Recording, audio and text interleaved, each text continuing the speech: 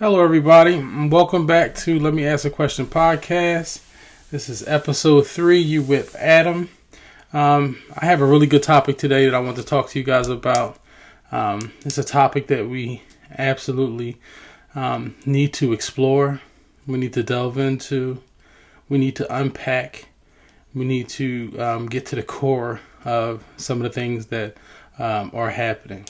The topic of episode 3 is psychology of an angry black woman. So, this is a topic that is close to my heart.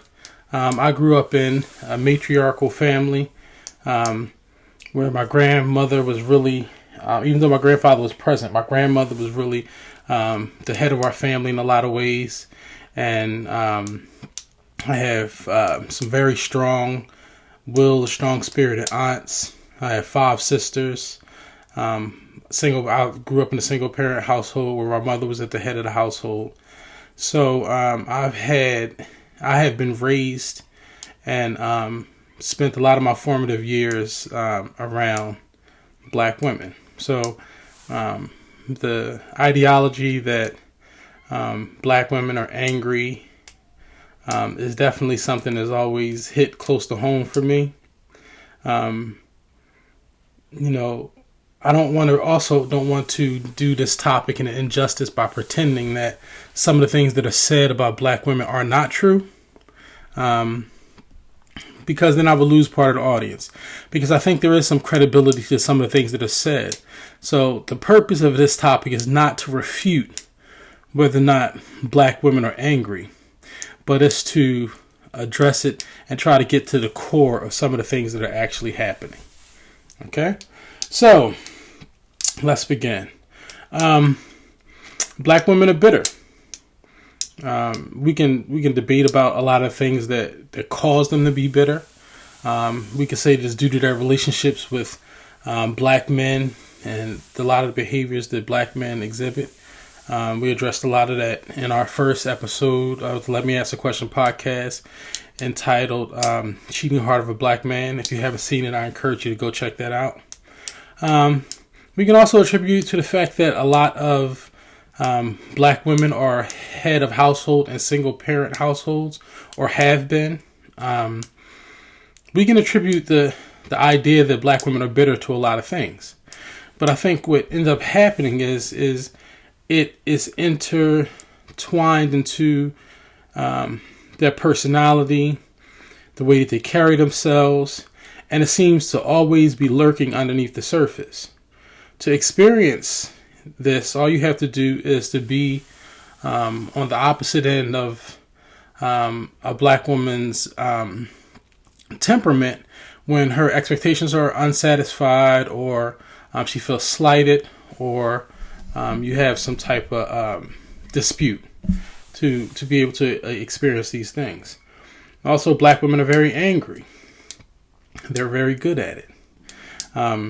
There's a lot of comedians that make fun of or jokes about the way black women carry themselves when they're angry.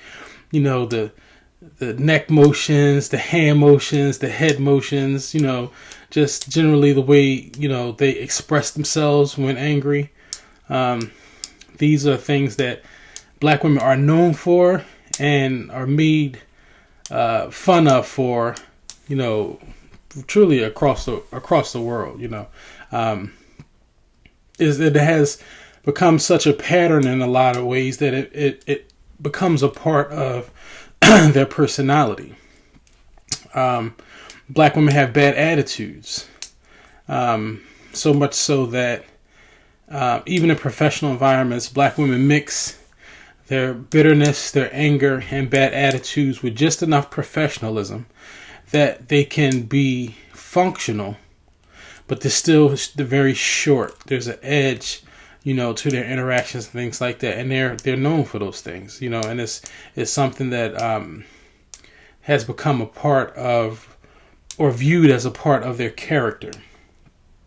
Black women are non-trusting, very suspicious. I have a lot of male friends that I've talked to that that explain that they feel like they're under investigation or they're being interrogated anytime, they share information or do not share information with their partner.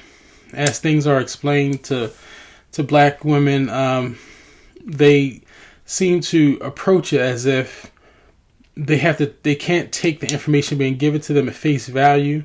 They have to use their own skills or I guess, for lack of a better word, I would say detective skills to get to the bottom of what's actually happening, as opposed to some of the things that are being told.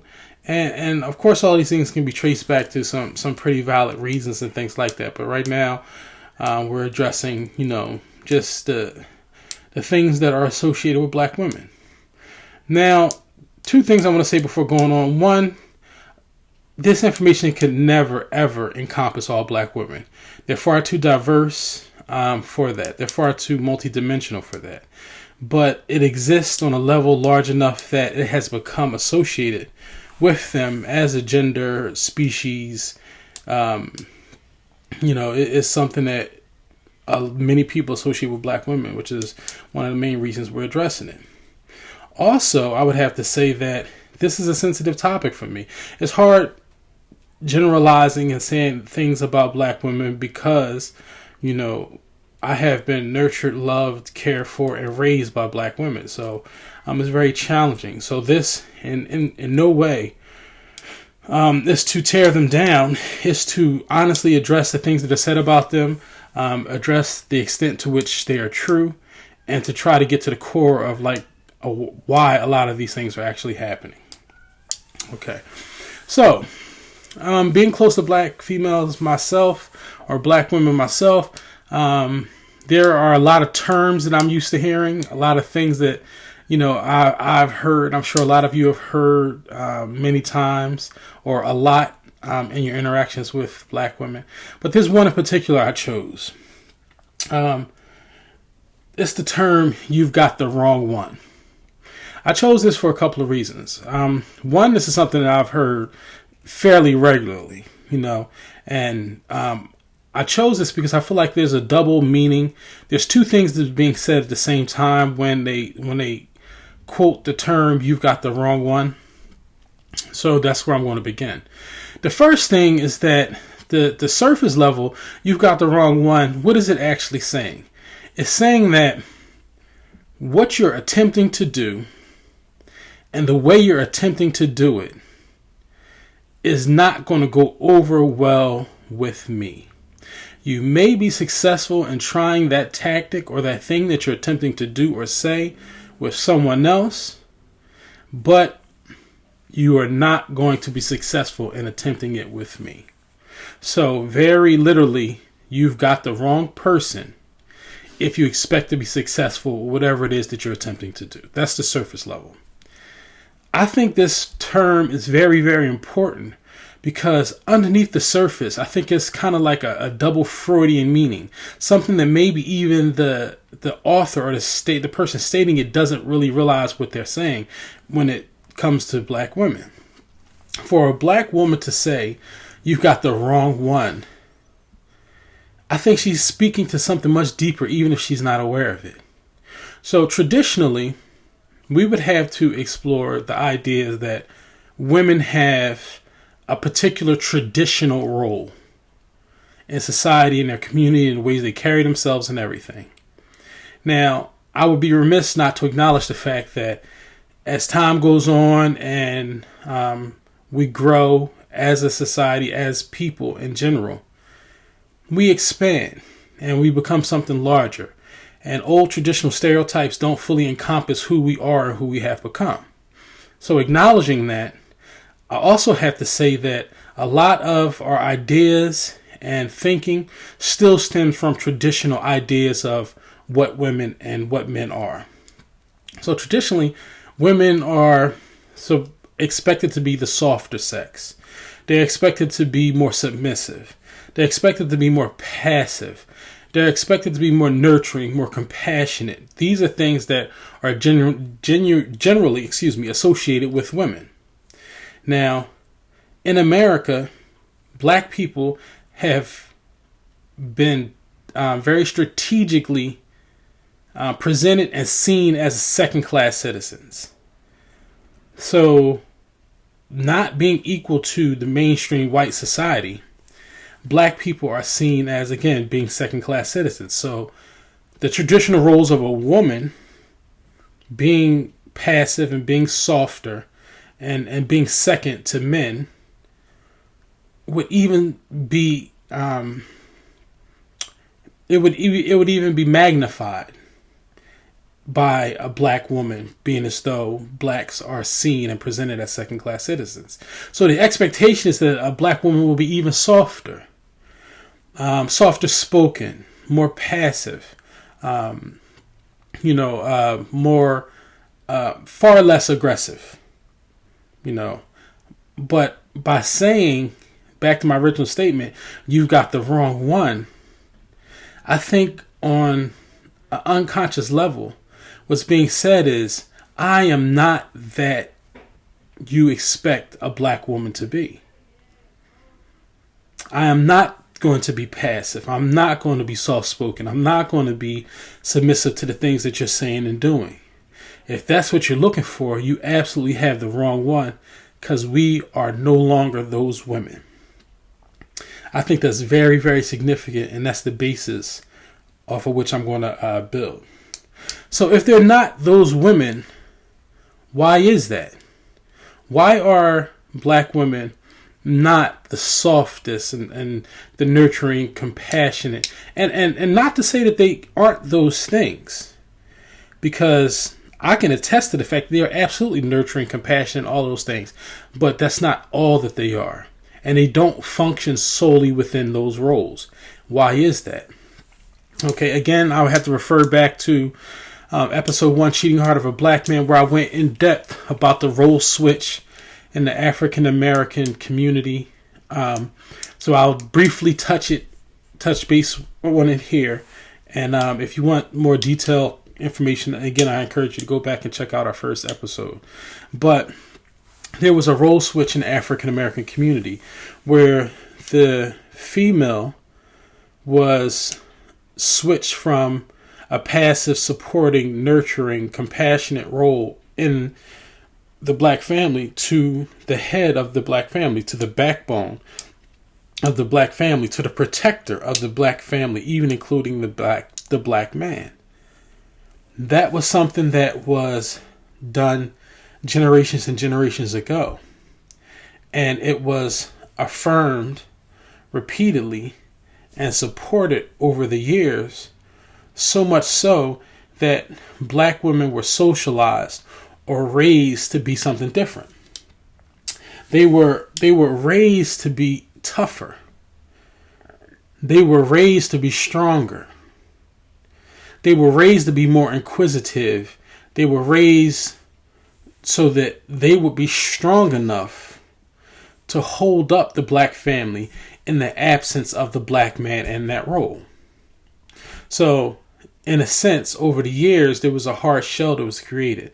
They were turned into it was almost like an armor that was created within a black woman. Now, if you think of armor traditionally, armor is strong, it's solid, it's sturdy, it's harsh. It's not at all meant to be soft or malleable. It's meant to be very unforgiving and very tough and strong.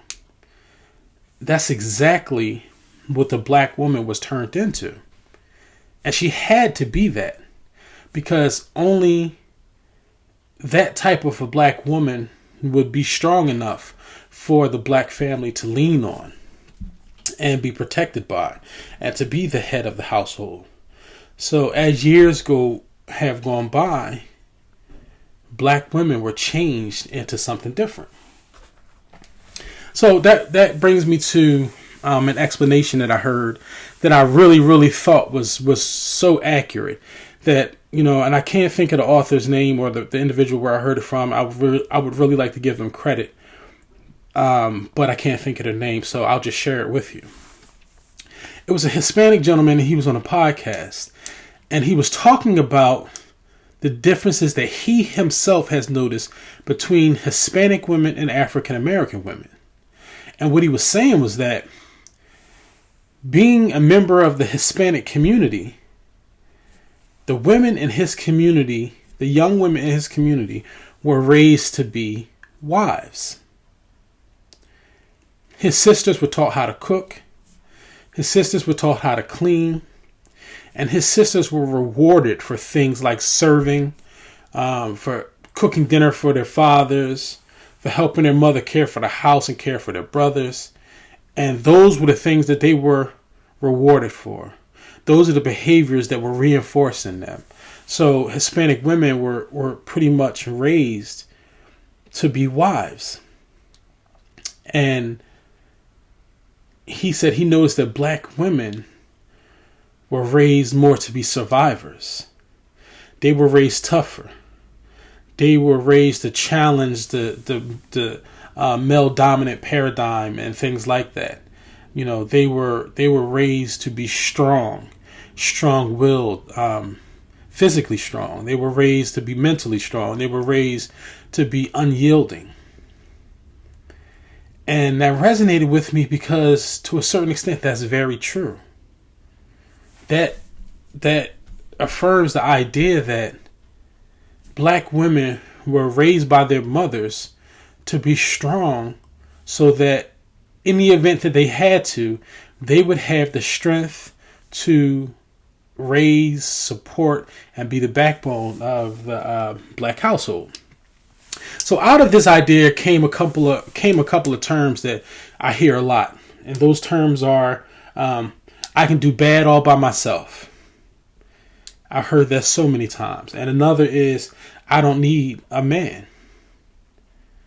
Now, if you take that out of context, those terms sound ridiculous. The idea that you can do bad all by yourself or that you don't need a man is not functional. Human beings are not built to be isolative. We're built to be supportive, and in unison with others. For instance, when young babies are born, during their formative years, a baby's personality can be created through a parent's response to the baby crying. So if the baby is in a crib and they're crying, and this is the only way that they can express their needs, and once they cry, an adult responds, tends to them, finds what their need is and meets that need, then that teaches the baby something. It teaches them that they can depend on the adults in their house. It teaches them that they are loved. It teaches them that they can trust that they will be cared for.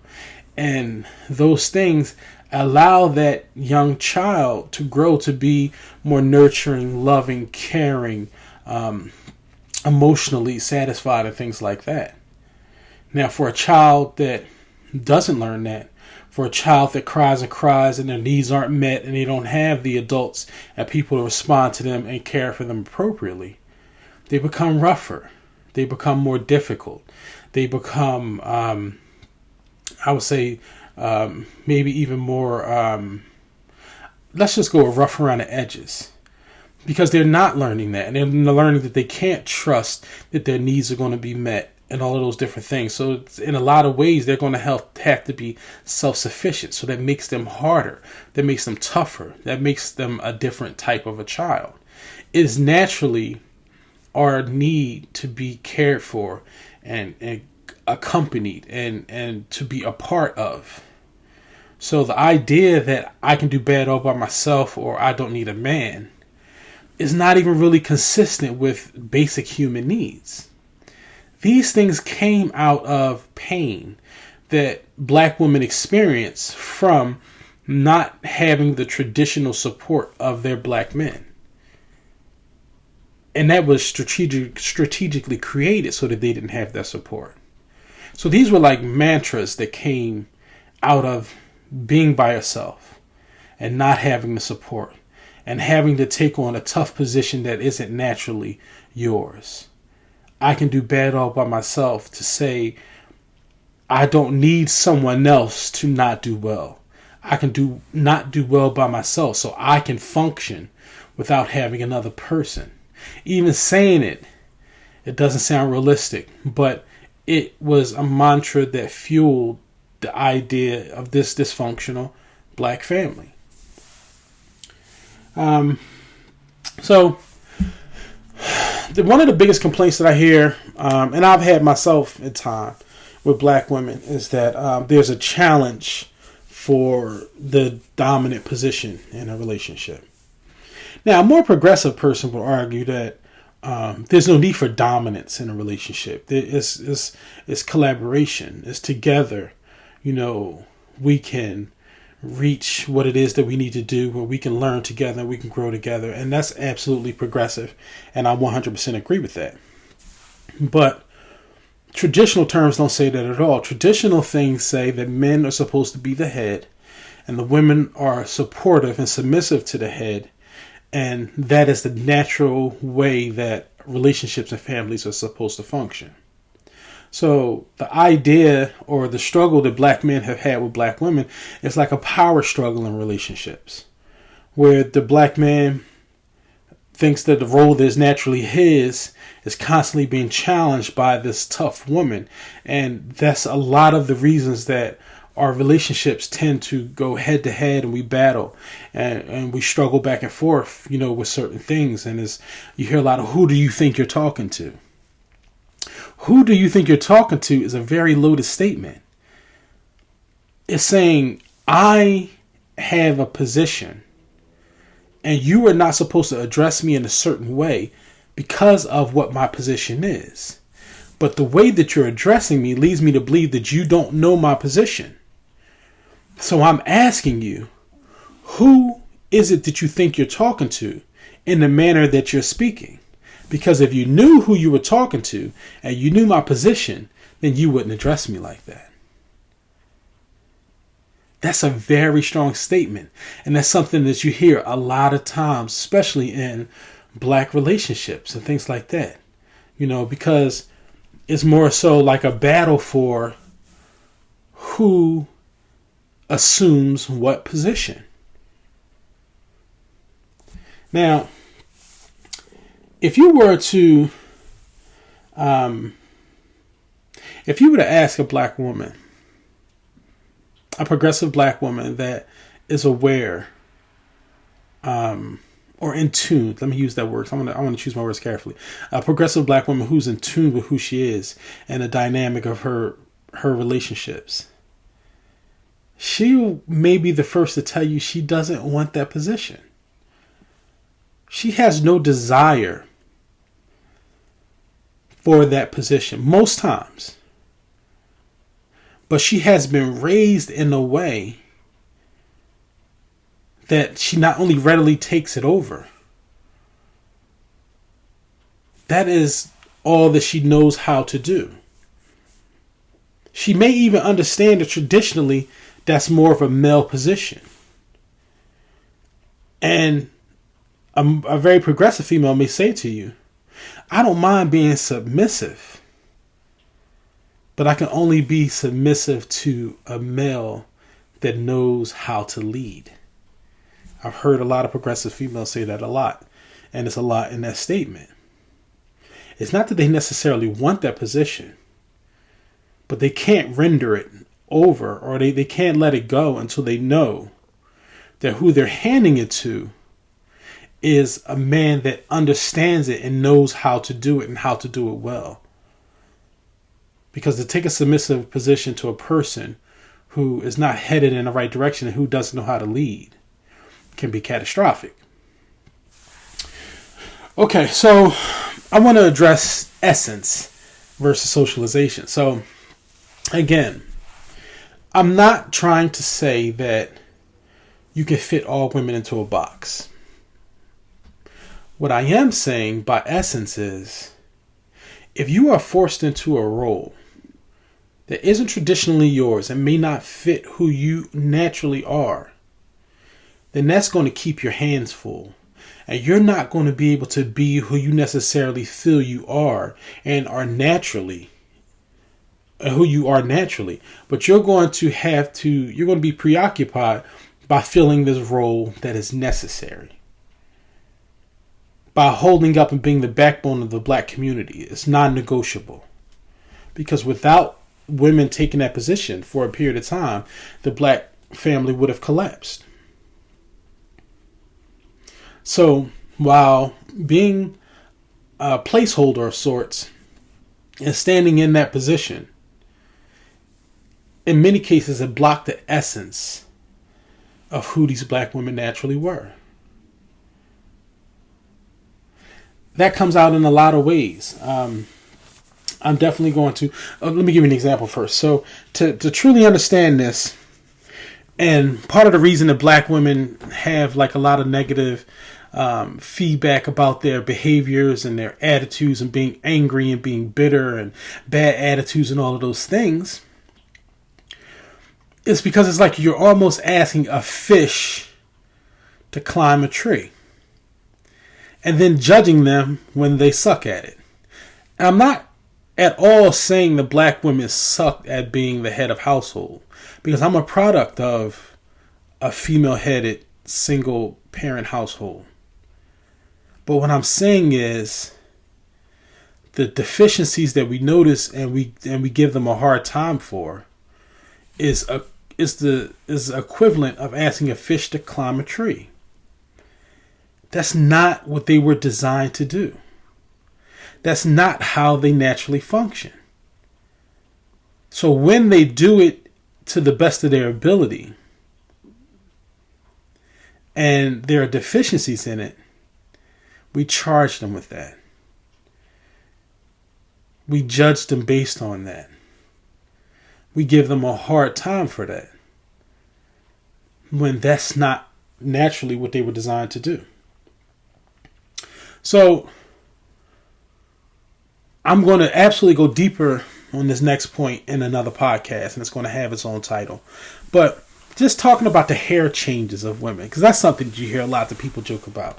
That like some days you can, especially white people, they joke about how they can, walk by a coworker one day and not even recognize them because it was such a drastic hair change in black women. Hair is an expression of who you are as a person. To prove that, many women in general will tell you when something catastrophic or something really debilitating happens in their life, like breakups or divorces or death or things like that, they usually go to their hair. A lot of women will cut their hair off because of tragic or drastic events that happen in their life. Your hair is an expression of who you are as a person. And in my personal opinion, I feel as though black women have so many traits, personality, I would say personalities, talents, abilities, so many things that one of the ways that they get to express those different things about their personality is through their hair. And which is why you see so many constant, drastic hair changes with black women. And then because they're just so versatile, they can do so many things well, that you can have so many different and varying hairstyles. But to me, it's a repressed way of expressing yourself. It's one of the few ways that they get to express their personality and how they're feeling and what's going on, and traits that they can't necessarily do in other aspects of their life because of the limitations that have been put on them. So this leads me to the idea of black girl magic. When I first heard that term, I loved it, because I fully understood it. You never had to explain to me what black girl magic is. I totally understand it. Just standing next to a beautiful, confident black woman. It's an energy. It's an aura. her skin. I mean, you haven't seen brown until you just seen like a beautiful brown woman, glistening skin, pearly white teeth, talented, strong, capable, sexy. I mean, it is absolutely almost like a magic.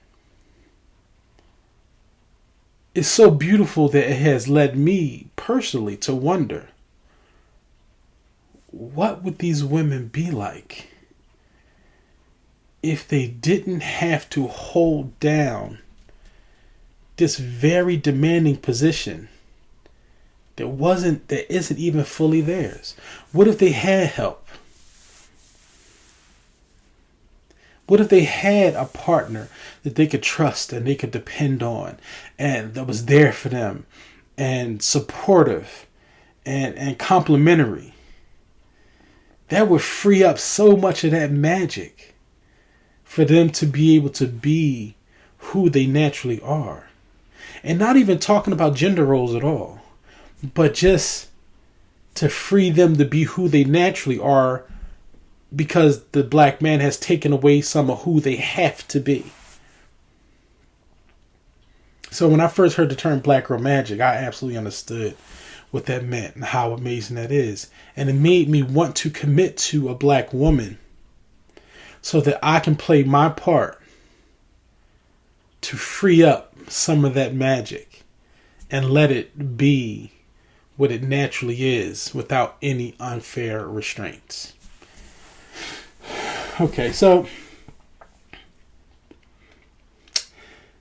you can't fully understand how beautiful or how special something is until you see it in its natural essence.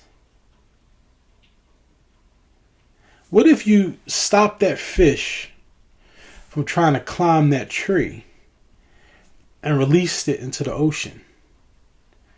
And you see how it moves so gracefully and naturally, and everything seems to fall into place. And you get to realize this thing that you once criticized and you had a very strong opinion about, now you're just in awe of. You're just watching it function and carry on in this natural environment, and you're amazed by it now.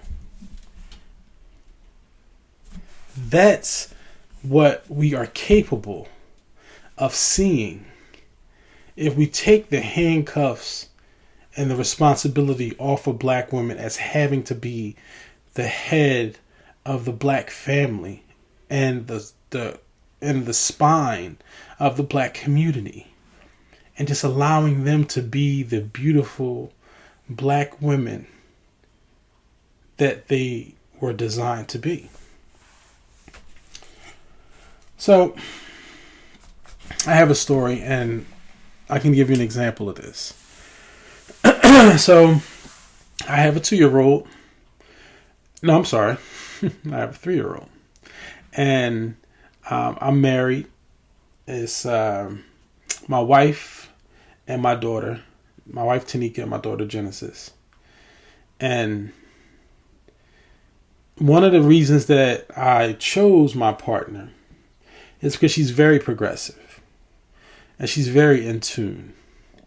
And a lot of things that we were subject to in the past as a people, she also is privy to and aware of, and looks to tear down a lot of things that aren't functional. And the way that I see this the most is in the way she raises our daughter.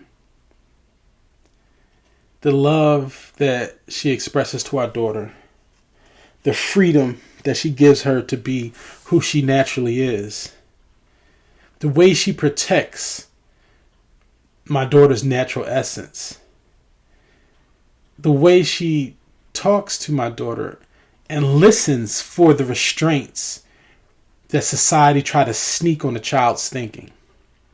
The thing that people tell children every day in daycare, in regular life, family members. I've watched my wife listen for those things and tear them apart as soon as she hears them. To sit my daughter down and say, no, that's not true. You don't have to feel that way. And it's okay for you to like that or not like that. And to make sure that we are creating, or she is helping to create, a runway for my daughter's Black Girl Magic.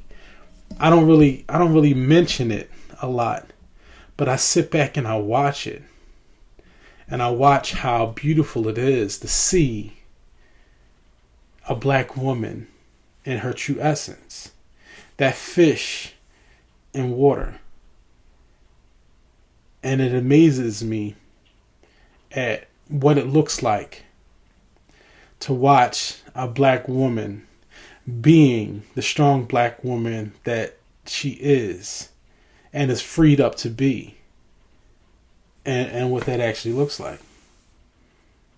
Enough so that whatever role I had to play to make that possible becomes worth it. Okay,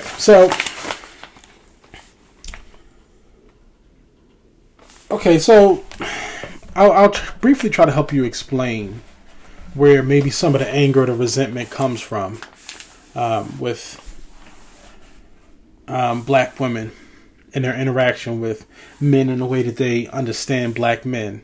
And that's where a lot of it comes from, because it's from a level of frustration. And to explain this, I'm going to use brothers. And I chose the relationship the Black women had with their brothers for several reasons. One, that's one of their first true love for a Black man. I mean, not all young Black children have their fathers. Some do. But the love that a daughter has for a father is like chapter 37. This man has already become who he is, and this young child is meeting him as a man. But the love that a young Black woman has for her brother, a sibling, she gets to watch him in his formative years. She gets to learn how loving and compassionate he is. She gets to learn his personality. She gets to learn his strengths and his weaknesses. And she knows who her brother is long before many others do. And she creates a genuine love for her sibling. Only then, as he gets older, to see how society views her brother and people view her brother, and to the feelings that are associated with who she knows her brother to be as to who society sees her brother as. A perfect example of this is years ago there was a young child. His name was Tamir Rice. Tamir Rice was playing in the playground with a toy gun. And he was running around the playground reportedly, and he was aiming the toy gun at people. He was in his teens. I believe he was maybe 14 or something like that, or between 12 and 14. But he was a young child playing on the playground with a toy gun. Something that I shouldn't expect to have to explain, but it's common behavior for young boys. I've had 1,000 toy guns, from water guns to cap guns to BB guns to all types of toy guns. And so someone called the police, and during the 911 phone call, they said that this young man was an adolescent and that they believed the gun not to be real. That was explained to the person during the 911 call, to the dispatcher. 2 police pulled up. They drove their vehicle onto the playground, got out, and shot Tamir Rice to death. And I'm sure a lot of you were familiar with that story. But in watching that recently, what just really resonated with me and just wouldn't leave me alone was the sound that his sister made when she saw that these 2 police officers had killed her brother. She screeched, "My brother, my brother, my brother." And I heard the pain and the heartache and the heartbreak in her voice. My brother. If we could stop right there. The way she said my brother, I could hear what he meant to her. I could hear their relationship. I could hear the love she had for him. versus how society viewed him. Society viewed him as a criminal. A young black criminal, someone that was expendable. Not even if, first of all, we can debate back and forth about the manner in which the police carried themselves, but even a leg shot, a taser, anything, like just shots that killed this young man, said and spoke to how society saw him versus how his sister saw him. It is that disappointment. It is that pain and misunderstanding that black women carry into other relationships with men in their life. Lovers, sons. It's a total miscommunication that society constantly makes, that she is helpless to deal with, and she has to stand by and watch. Something like that may make you angry. Something like that absolutely has the ability to make you feel bitter. Not even bitter because you can't process and deal with something, but bitter because it doesn't change and it keeps happening over and over and over to men that you love and care about and you know well and you know are not what society is trying to call them or see them as. That could have the ability to lead to a bad attitude. If it didn't, I'd be shocked. If it didn't affect you, I'd be surprised. But let's move on. So,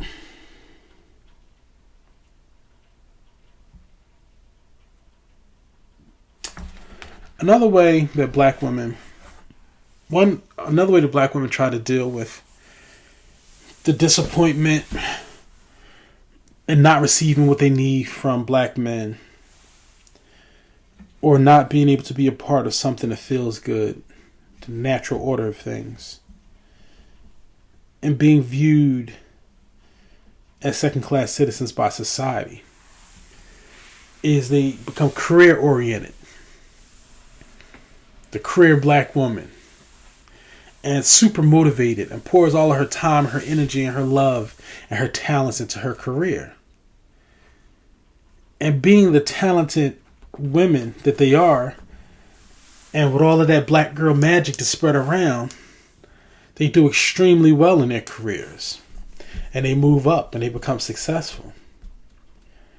But many times along with that becomes a mindset of when selecting a man, he has to have what I have. He has to at least be as far as I am.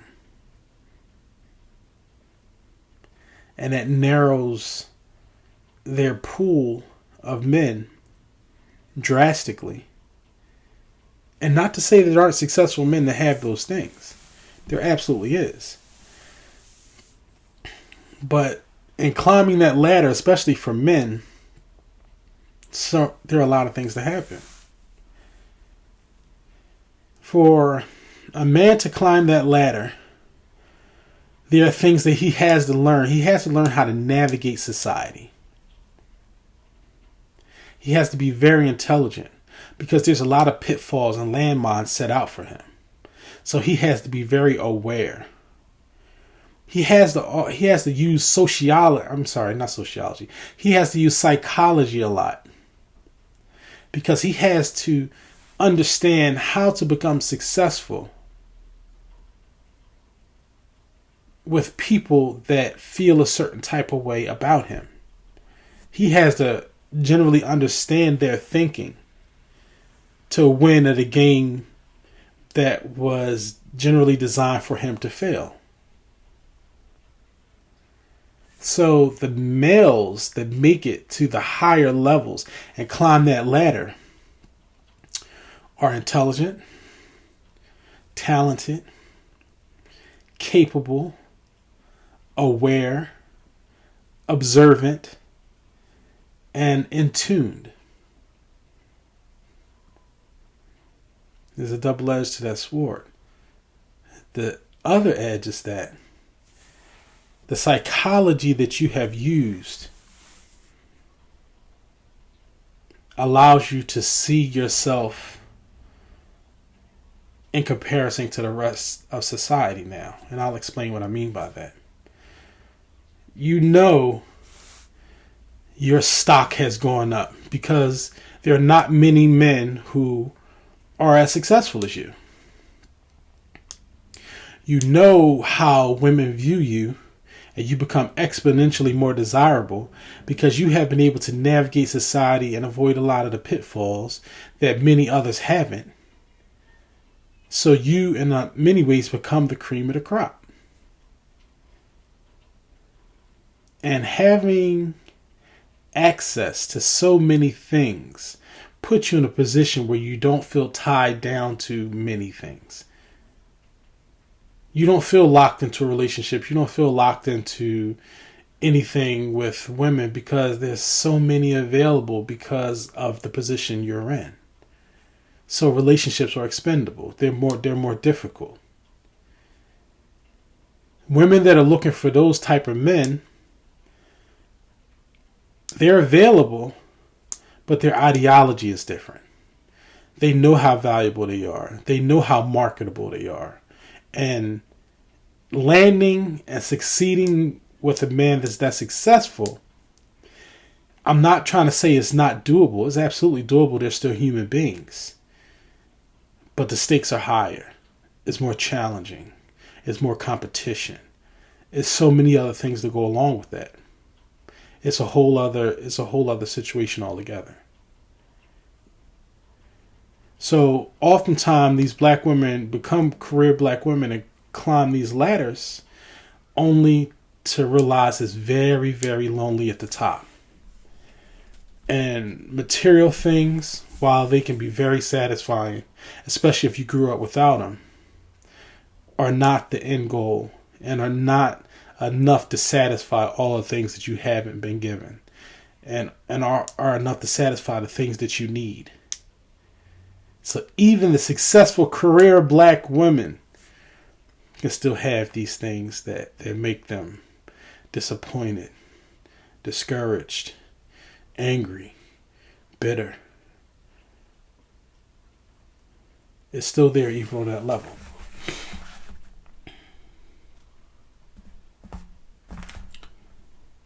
Okay, so for the fellas, this is not an excuse to jump ship. Now, don't get me wrong. I'm not saying that interracial relationships are bad at all, because I believe in love, and I believe who you love is more than what their ethnicity is. And you have a right to find love wherever it is you find it. And I never believe in limiting yourself to a particular ethnicity when it comes to love. Having said that, though, let me tell you a story.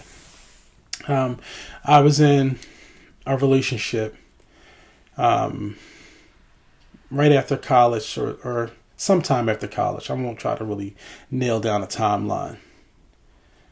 With a Caucasian girl, a white girl that I met in college, who was an absolute sweetheart. I mean, she was very, very, very nice. She was so innocent in a lot of ways, and those were the things that like drew me to her, because I had never seen that level of innocence or sheltered. It was how sheltered she was that I found attractive, because it was just like, it was like a innocent naivety. Like she hadn't been touched by a lot of the things that affected so many of the women that I had grown up with and was raised to and been in relationships with. And those were the things that attracted me to her. So we started a relationship, and I felt like it moved with ease. You know, there wasn't a lot of friction. There wasn't a lot of battles. You know, she totally accepted me as the man in the relationship, and she acted accordingly, and our relationship got along famously.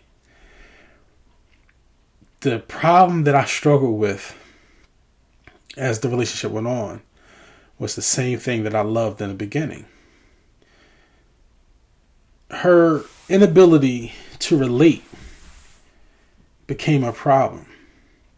As I tried to tell her stories, I felt like I had to give background. I had to explain the story. I had to explain why I felt the way I felt. I had to give her so much information because she just couldn't relate. She didn't come from where I came from.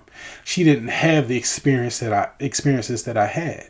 So I had to give her perspective. I had to give her my perspective. Not for her to accept, but for her to even understand where I was coming from. So I couldn't just tell her a story.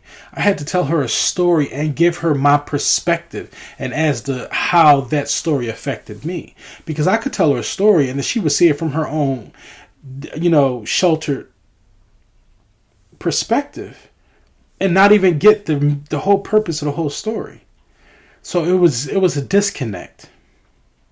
And in the beginning, I didn't mind so much because I was enamored by the idea of the relationship and the novelty of it. But as time went on, I just wanted you to get me. And I just wanted you to understand me and understand my perspective, even if you didn't agree with it. That was almost impossible in that interracial relationship. That was one of the main reasons that relationship didn't last. That told me that I have an investment in black women. We have gone through the same thing. We have been through similar struggles. We come from the same place. You understand me. We were broken in the same ways. And I feel it is my desire to be healed with a woman that was broken in the same ways that I was broken.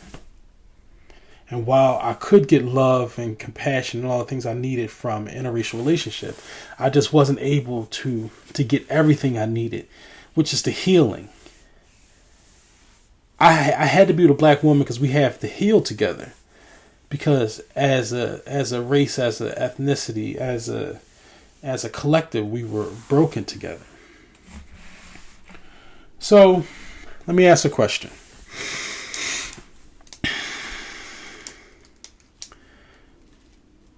Can we accept as black men that we owe these black women something?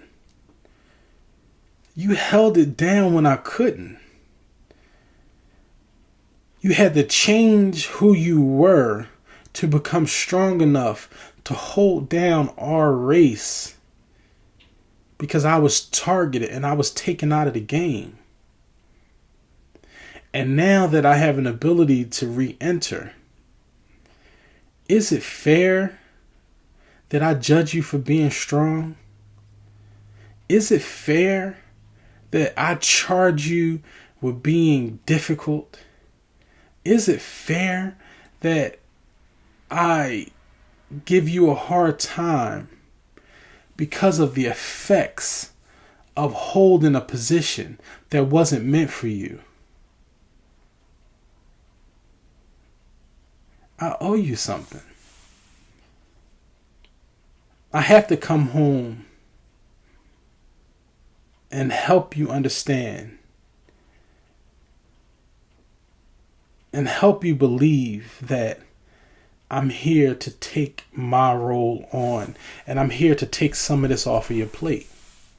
And again, I'm not talking about gender issues. I'm not talking about taking out the trash or fixing the door or whatever. I'm talking about standing next to you and being dependable and taking on what part of this I can to free up your essence to be who you naturally are. To give your black girl magic a canvas that you can paint as freely as you want. And I get to experience how beautiful you truly are. Realizing that you may want to hand the role over to me, but you don't know how because you have been raised to be this.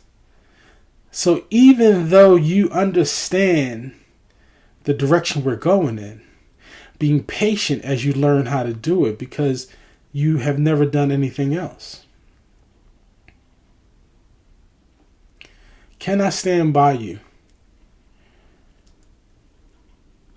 Even though sometimes it may feel like armor. And it can be hard and harsh and unforgiving and not soft and not comfortable. Can I learn to love bits of that armor? Not because of how it makes me feel right now, but from the memory that is this armor that protected our family. And is this armor that protected me. And it is this armor that protects our children. Can I see those things? Can I take pride in you being angry? Because there's plenty to be angry about. Can I love the fact that you can be bitter? Because they put us in situations that would absolutely cause bitterness. Can I accept your bad attitude at times? Because it is that unforgiving, unyielding thing that made you strong enough to lead when I wasn't in a position to do it. I want to thank you guys again. I really hope that this sheds some light on the idea of the psychology of an angry black woman. Again, I'm not against interracial relationships, but I would love to think that this sends more black men back home and with a willingness to work and heal together. Because we're interconnected, we're tied together. And whether they know it is or not, they need us. And we need them just as much. Thank you so much. I'll see you all next time.